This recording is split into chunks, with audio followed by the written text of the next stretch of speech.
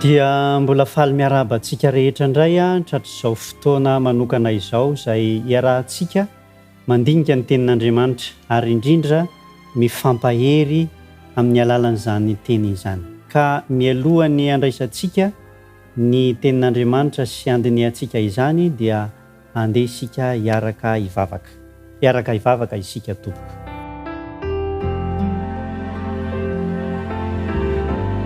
Andriamanitra rainay izay any an-danitra, misaotra anao zahay noho nahatraranay ity fotoana ity, ahafahanay mianatra indray mandinika indray ny teninao, mamelà ny helokay ary aoka ny fanahinao masina no hiasa ao am-po sy ao an-tsainay mba hahatonga anay hahazo hery ary hahatonga anay ho mpandresy, mba handraisanay ny famonjena avy aminao. Dia amin'ny anaran'i Jesosy Kristy no angatahanay ny vavaka. Amen.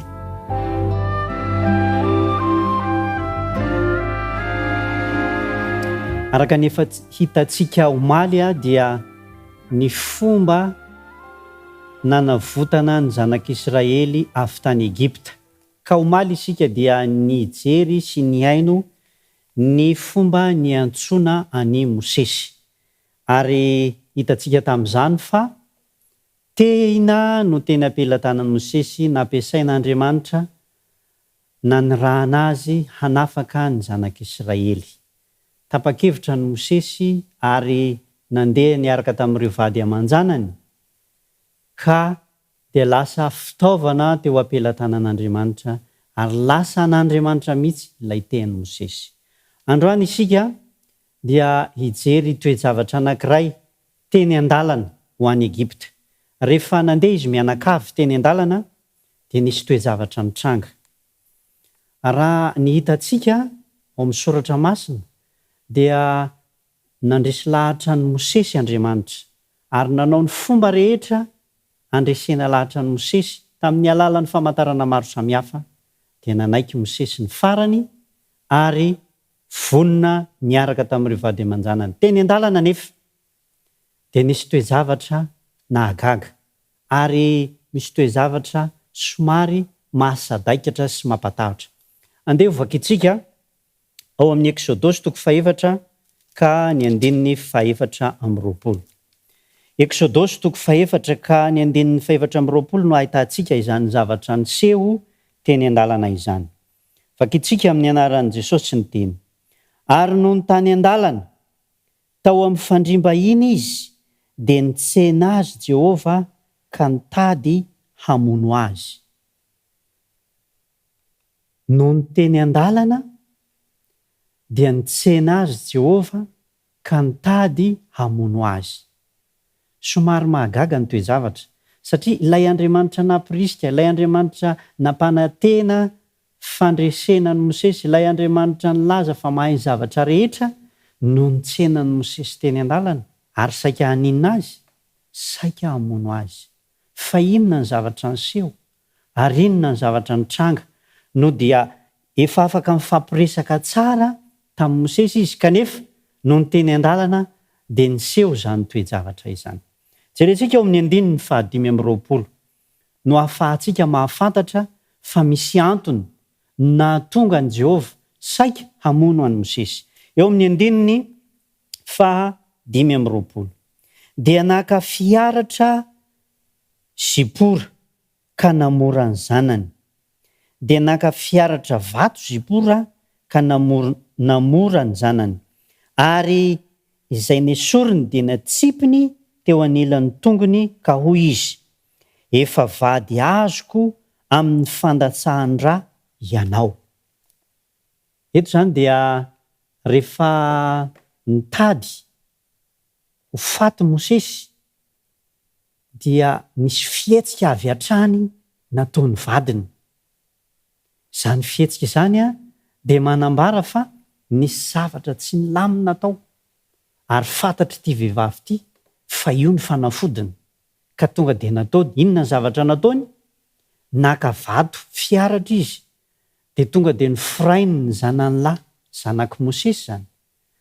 Raha ny fandiniana natao zany dia tsy nanino ny reto zaza ireto tsy voafora ireto zaza ireto. Tsy voafora ireto zaza ireto. Ary zay antony zay zany no nameloka ny Mosesy ka saika nahitany Mosesy loza teny an-dalana. Dia ny fanaovana atsirambina an'izany toe-javatra izany. Izany toe-javatra izany mantsy dia efa niaina ny zanak'Israely hatramin'ny taloha ary napetrak'Andriamanitra ho adidy ny raim-pianakaviana. Andeha isika hamaky eo amin'ny Genesisy toko 17 ny andininy 4. Genesisy toko 17 ka ny andininy 4. Fa inona tokoa moa no baikon'Andriamanitra tamin'izany fotoana izany no nahatonga an'i Mosesy saika hahita loza. Genesisy toko 17 ka ny andininy 4. Ary ny lehilahy tsy voafora izay mbola tsy voafora dia ho fongorana tsy ho amin'ny fireneny, efa nivadika ny fanekeko izy. Ary ny lehilahy tsy voafora izay mbola tsy nofirana dia ho fongorana tsy ho amin'ny fireneny, efa nivadika ny fanekeko izy. Fanekena tamin'Andriamanitra sy ny zanak'Israely ho an'ireo vahoaka Hebreo zany no hoe rehefa miteraka zazalahy dia atao ao zany zazalahy zany forana. Raha ny fahitana azy anefa dia nisy olana teo amin'izy mivady ary tsy nataon'izy ireo izany famorana izany. Ka no ny teny an-dalana eo am-panatanterahana iraka ho any Egipta i Mosesy no saika nahita loza teny an-dalana. Ary tamin'izay avy hatrany dia nandray fanapahan-kevitra Zipora vadiny ary nanatanteraka fa tsy niandry an'i Mosesy akory lay asa tokony atao, lay zavatra efa nampanaovin'Andriamanitra fahiny. Tonga dia naka vato izy ary nofirany ny zanany. Inona ny zavatra nataony rehefa avy eo? Noraisiny ilay izy ary natsipy teny an'i Mosesy. Dia hoy izy hoe ianao dia vady azo amin'ny fandatsahan-dra. Izany hoe amin'ny famorana, ry havana malala. Na dia eo aza ny iraka mpanaovin'Andriamanitra antsika, na dia nofidian'Andriamanitra manokana aza isika, na dia nampanantena antsika aza Andriamanitra fahitay antsika, dia tsy midika izany fa azontsika atao ny manadino na tsy manatanteraka ny baikon'Andriamanitra. Fa tsy kely eo anatrehan'Andriamanitra ny fanadinoantsika an'ireny zavatra sy baiko nampanaoviny ireny. Zao no voasoratra ao amin'ny ohabolana 7 ny andininy 7. Ohabolana 7 ny andininy 7. Izay manetsy tadiny tsy hiain'ny lalàna na ny fivavahany aza fahavetavetana. Ilaitsika ny mankatoan'Andriamanitra mandrakariva, na dia izay eritreretina fa kely indrindra dia tsy tokony atao atsirambina. Izay no saika nahitany Mosesy loza teny an-dalana. Ary na dia efa teny an-dalana ho any Egipta azy izy hanatanteraka ny asa izay efa miaraka amin'ilay tehin'Andriamanitra, miaraka amin'ireo ankohonany hamita izany asa goavana lehibe izany ary omba azy Andriamanitra, dia tsy nisakana velively ny loza mety hitranga izany noho ny atsirambina kely izay nety natao tamin'ny lasa. Koa ankehitriny, raha antsoin'Andriamanitra ho mpanompony ianao, raha antsoin'Andriamanitra hanao niraka nampanaoviny ianao, raha asain'Andriamanitra manao zavatra ianao, eny fa na misafidy ny hanompo an'Andriamanitra aza ianao, dia aoka tsy ho adinoinao ny anaraka sy hakatò ny baikon'Andriamanitra mandrakariva, na dia kely tsy eritreretina fa bitika indrindra izany. Ary aoka tsy ho tratra ny fanerena avy any ivelany ka hahatonga anao hiala amin'izay efa nandidiany Jehovah anao, fa hitan-doza izany.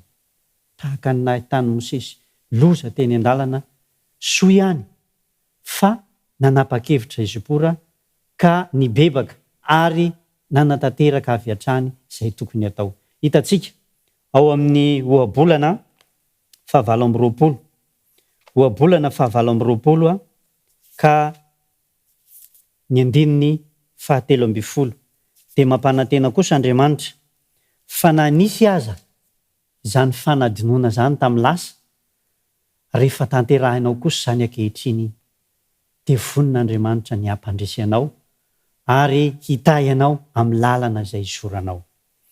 Ohabolana 7 ka ny andininy 17 izay manafina ny fahotany tsy ambininy, fa izay mitsotra ka mahafoy azy no ahazo famondram-po.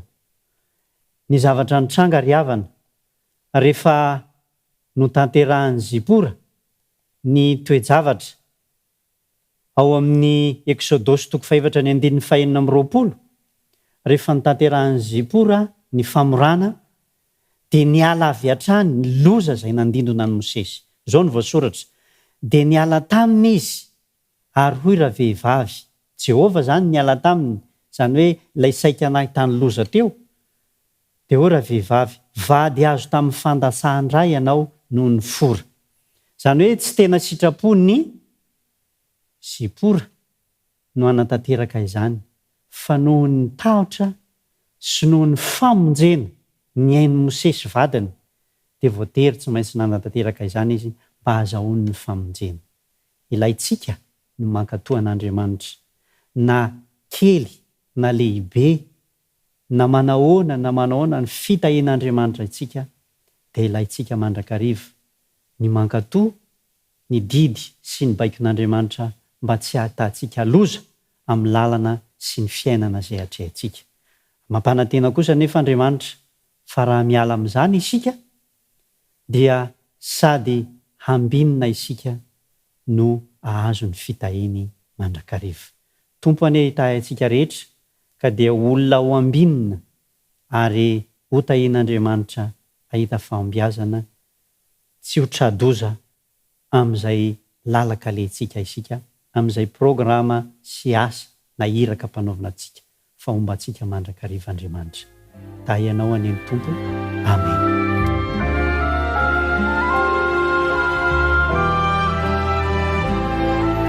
Andriamanitra rainay izay any an-danitra, misaotra anao zahay noho ny teninao izay mitari-dalana sy mampianatra anay mandrakariva, fa na dia ny zavatra kely indrindra aza izay mety hadinoinay amin'ny fankatoavana anao dia mety hitera-doza amin'ny fiainanay izany. Eny, na dia efa mpanompo no fidinao sy nantsoinao azy zay, kanefa manadino izany iraka sy baiko izany, dia mety ho loza eo amin'ny fiainanay izany. Koa ankehitriny, ampio zay mba tsy hanadino, ary ampio zay hahafoy ny ratsy rehetra, ary hanaiky tsy hanafina ny fiainanay eo anatrehanao. Hitahiny fiainanay ho avy rehetra, ary eokanao omba sy hampahomby ary hitarika fandresena miaraka aminay. Dia ho anao rery ihany ny voninahitra, ary ho aminay rehetra kosa ny fiadananao sy ny fahasoavan'i Jesosy Kristy Tompo. Dia amin'ny anaran'i Kristy no angatahanay izany vavaka izany. Amen.